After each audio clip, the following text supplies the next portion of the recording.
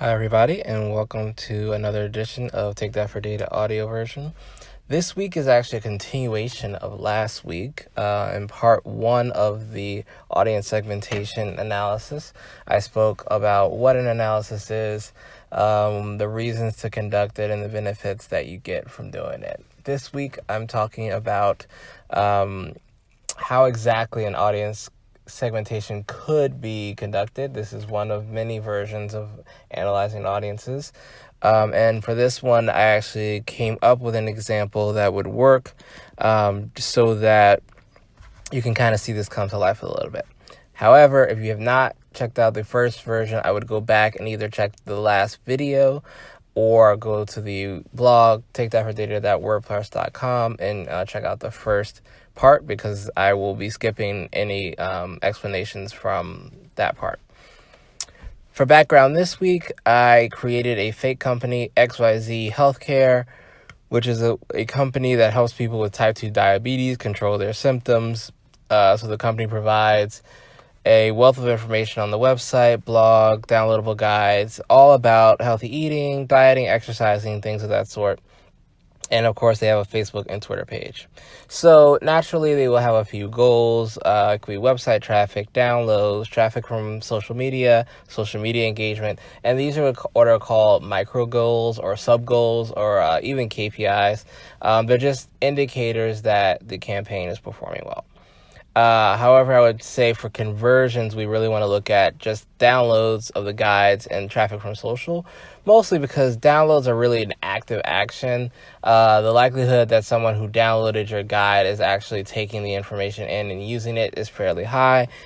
Same with people coming from social to go into your website. It's a far more active action and really would take someone who had a real interest in converting. So we've got our conversions, downloads, traffic from social. Now we can start to build funnels or ways that we can find the people who take those actions. And there's a few ways to do it. The best ways to do it are using web analytics and segments. So Google Analytics, I know for sure, gives you a way to set up goals based on certain metrics, including referral traffic. You can also create a secondary dimension within any of the frames. So if you're going to different sections of GA, you can create a secondary dimension. For the downloads, you actually need to set up what's called event tracking. Event tracking is the way to track things that don't happen between pages but happen on a page. So people downloading, in this case, people playing a video, people scrolling, things that happen without clicking to a different page. You need event tracking for that. So we'll use both of those things. So I would go ahead and set up segments, just because you never know. There's no reason not to set up the segments. You can set up segments in the admin section of Google Analytics, and you can set a segment for people that complete your goal when you set up the goal conversion for downloads, and also people who come from social. And then that gives you the mechanisms that you'll use to analyze your audience. Once you're there, you can go to the acquisition section of Google Analytics and filter it for either the secondary dimensions or the segments that we came up with.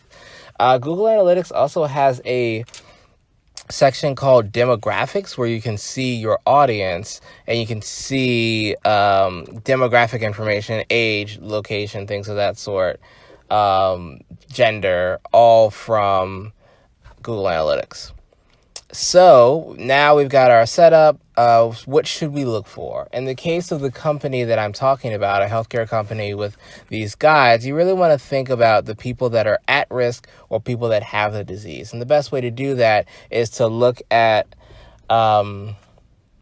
the demographics that we know are consistently at risk for diabetes. So people in southern states, minority communities, people in the 35 to 44 age range. I believe women are more predisposed to diabetes. Don't quote me on that. But those are the demographics we're looking for. And then, of course, if you want to, if you find people converting, it's highly likely those people are converting for a specific reason. So once you have that information, you now have a few things. One, you have a confirmation that you now can double down on talking to those audiences. If you know there's a high amount of women, if you know there's a high amount of people in 35 to 34, talk in the ways that is going to be germane to them. Talk about parents and talk about school starting. Talk about being a mom, have images around with those age ranges and genders involved. Because you know that those people are on your site. If they're not on your site, you can use things like advertising, SEO to really start to bring that audience on there.